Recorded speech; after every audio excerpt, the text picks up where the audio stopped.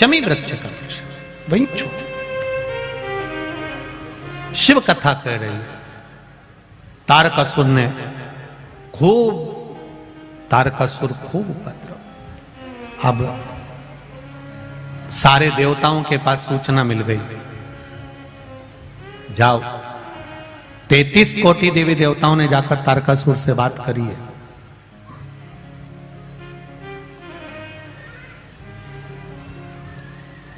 तैतीस कोटि देवी देवताओं ने तारकासुर से बात करी।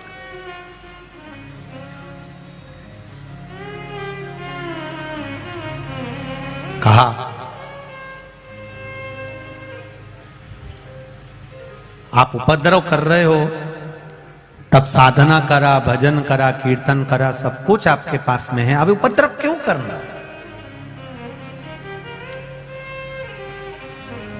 तुम्हारी मृत्यु कैसे होगी वह आप बता दीजिए। तारकासुर ने कहा मुझे मारने वाला संसार में कोई जन्म नहीं लिया है, मैं मरूंगा नहीं, ये निश्चित है। भगवान नारायण ने पूछा कोई तो कारण होगा जिससे आपके प्राण छूटेंगे। दुनिया में पहला तारकासुर ऐसा था जिसने अपने मृत्यु होने का भी साधन बता दिया था। रावण ने यह कभी नहीं कहा था कि मेरे को मारने का साधन यह है कि मेरी नाभि में अमृत है। कंस ने नहीं बताया था कि मैं ऐसे मरूंगा, रावण ने नहीं बताया था कि मैं ऐसे मरूंगा, हिरण्यकशिपु ने नहीं बताया था कि मैं ऐसे मरूंगा, हिरण्याक्ष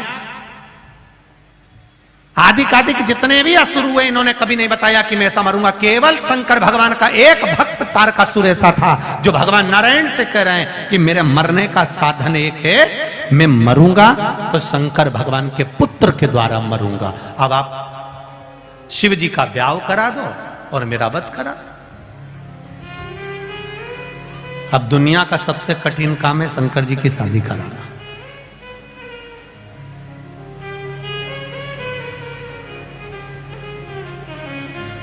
आज के जमाने में सबसे ज्यादा कठिन काम है बेटी को ये बोलना, बच्चों को ये बोलना कि अब मैं तुम्हारी शादी पक्की कर रहा हूं और वहां कर रहा हूं।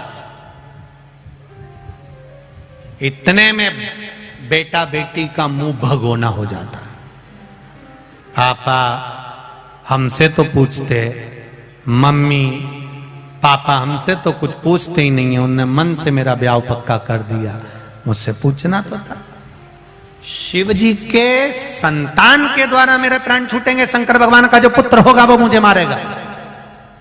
ये तारकासुर ने भगवान नारायण से कह दिया। रावण ने कभी नहीं कहा मेरी नाभि में अमृत है, हिरण्यकशिपु ने कभी नहीं कहा कि मैं ऐसे मरूंगा, कंस ने कभी नहीं कहा मैं ऐसे मरूंगा, हिरण्याक्ष ने कभी नहीं कहा मैं ऐसे मरूंगा, पर तारकासुर एक अकेला था, शंकर का भक्त था, इसलिए कह दिया शिव जी के पुत्र के द्वारा मरूंगा। अब तुम शिव जी की शादी कराओ।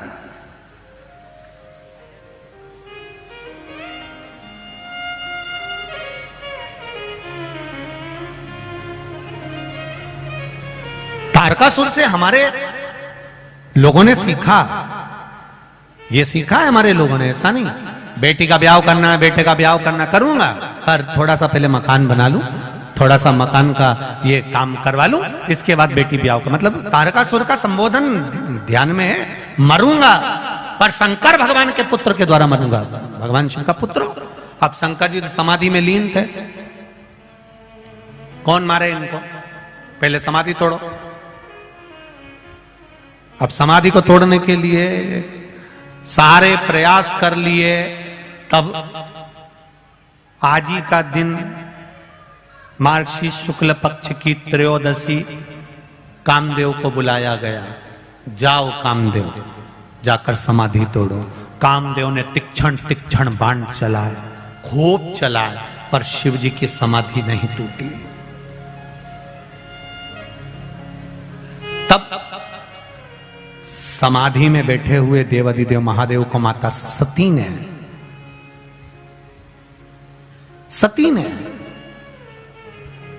स्मरण कराया, ये मेरी बहन का पति है, मैं दक्ष प्रजापति की बेटी सती और मेरी बहन है रति। ये रति का पुत्र है, ये रति का पति है कामदेव। आप मेरे लिए कुछ नहीं करे, कम से कम इनके लिए थोड़ा सा आप नेत्र खोल लीजिए। देवाधिदेव महादेव रिश्तेदारी निभाना जानते थे। दुनिया में केवल एक देवाधिदेव महादेव ऐसे हैं जो अपने संबंध को निभाना जानते हैं, रिश्ता निभाना जानते हैं, संबंध निभाना जानते हैं कि संबंध किसको कहते हैं। शिव जी ने, कामदेव ने नेत्र खोल जो बाण छोड़ा, शंकर जी का तीसरा नेत्र खुला। खुलते से ही आम के पल्लव में, आम के पल्लव में, आम के वृक्ष के ऊपर, आम के पल्लव पर कामदेव छुप कर बैठे थे।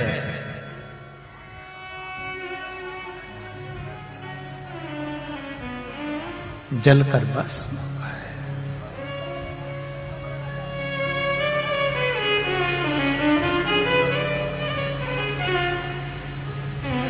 कामदेव ने आम के पल्लव को पकड़ कर रखा था।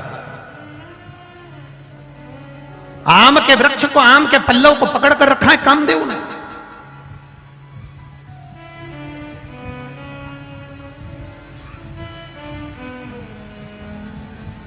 तैतीस कोटि देवी देवताओं ने आकर उस आम लेके, उस आम के वृक्ष पर 33 कोटि देवी देवताओं ने आकर कहा, कामदेव चिंता मत करो, अगर तुम भस्म भी हो गए हम शिव से तुम्हें वापस प्राप्त कर लेंगे। कामदेव प्रसन्न हो गया, बड़ी कृपा करी, इस आम के पल्लव के ऊपर आपका मुझे दर्शन हुआ। आज भी सनातन हिंदू धर्म के अंदर घर में कोई भी शुभ कार्य होता है तो दरवाजे पर आम की बंदरवाल बांधी जाती है, क्योंकि वो आम की बंदरवाल नहीं होती, 33 कोटि देवी देवता चौखट पर आकर बैठ जाते हैं, और हम जब उस चौखट के अंदर प्रवेश करते हैं या बाहर निकलते हैं तो 33 कोटि देवी देवता हमको आशीर्वाद देते रहते हैं। ये आम के पत्ते की बंदरवाल है। अब इधर गुजरात में बनती कि नहीं बनती हमको नहीं मालूम, बनती है क्या? बनते हैं यहाँ पर।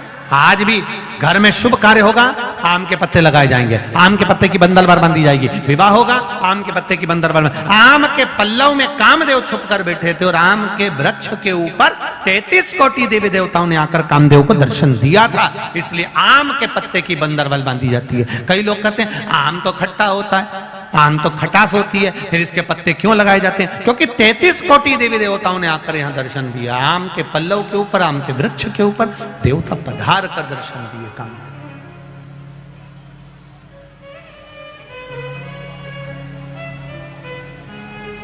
महाराज भगवान देवाधिदेव महादेव शिव औघड़दानी, त्रिकालदर्शी, कैलाशी, अविनाशी, मेरे बाबा, मेरे शिव, कामदेव को भस्म कर दिया। कामदेव आकर रोने लगा। रति, कामदेव की धर्मपत्नी रो रही है, मेरा पति मार दिया केवल देवताओं के हित के लिए, मेरे पति के प्राण छूट गए केवल देवताओं के हित के लिए। भगवान शिव ने, भगवान ब्रह्मा, विष्णु, देव आदि सारे देवताओं ने मिलकर भगवान की स्तुति करी। तब कहा तुम्हारा पति तुमको मिलेगा जब भगवान कृष्ण पृथ्वी पर आएंगे, द्वापर में कृष्ण आएंगे, तब उनके उस पुत्र के रूप में तुम्हारा पति वापिस तुम्हें मिल जाएगा। तब तक इनका शरीर दिखेगा नहीं, पर ये रहेंगे, इनको अनंग कहा जाए। आज वही कौन सी त्रयोदशी है? जम के बोलो जरा, अनंग त्रयोदशी। रति की आंख में आंसू भरा था, मेरा पति चले गया, मैं उनके बिना कैसे रह सकती, मैं भी अपना प्राण त्याग दूंगी। शिव जी ने मना करा, नहीं रति, तुम प्राणों को नहीं त्यागोगे। तुम्हारी तप साधना के बल पर, तुम्हारी तप साधना के प्रभाव से तुम्हारा पति तुम्हें वापस मिलेगा। और कृष्ण अवतार की कथा कहती है, ले जाकर समुद्र में डाल दिया था प्रद्युम्न को। तब उस जगह पर फिर रति महामाया बनकर उसको अपना बल से फिर जीवित करती है, प्राप्त करती है। ये तब साधना है पत्नी की।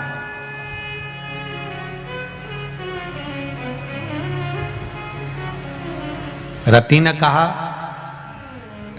एक बार आपकी समाधि तोड़ने से मेरा पति मर गया, उसका अनंग हो गया, उसका शरीर चले गया, भस्म हो गया। आप मुझे कोई दूसरा वर नहीं देंगे? देवादिदेव महादेव ने कहा, मांग रति, तुझे क्या चाहिए? तू सती की छोटी बहन है, तू सती की बहन है, मांग तुझे क्या चाहिए? रति कहती है, एक वर दे दीजिए। जिस दिन मेरा पति अनंग हुआ है, उसका शरीर गया है, वो दिन संपूर्ण ब्रह्मांड पर जो स्त्री, जो नारी, जो पुरुष, जो जीव शंकर भगवान परमात्मा कामदेव, रति, महादेव और सती का नाम लेकर मात्र दूध का ही स्पर्श करेगा, उसका आनंद उसको 7 जन्म तक प्राप्त होगा, फिर वो कभी जीवन में भटकेगा।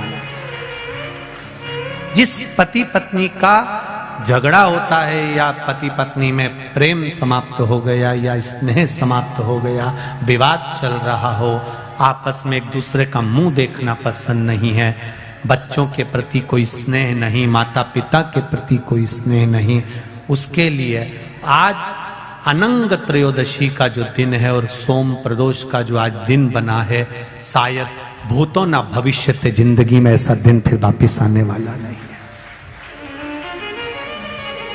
सोम प्रदोष भी पड़ गया और अनंग त्रयोदशी भी पड़ गई। और कितनी खुशी की बात है जो आज आप और हमको ये पावन कथा अनंग त्रयोदशी के दिन, अनंग त्रयोदशी की महत्वता जानने का मौका मिला है। शायद बड़ोदरा वालों ने कुछ ना कुछ पुण्य तो बहुत प्रबल किया है, ये निश्चित। ये प्रभु कृपा। मेरा जिन बेटा बेटियों का विवाह नहीं हो रहा, उनसे भी निवेदन है, आज का प्रयोग अवश्य करें, आज का आनंद जरूर पाएं। अनंग त्रयोदशी, केवल एक बेलपत्री का पत्ता, उस पर दूध और बाबा देवादिदेव महादेव को कामदेव, रति, शिव और सती का नाम लेकर अपनी कामना का स्मरण कर कर समर्पित करिए, सुख प्राप्त, आनंद की अनुभूति होगी।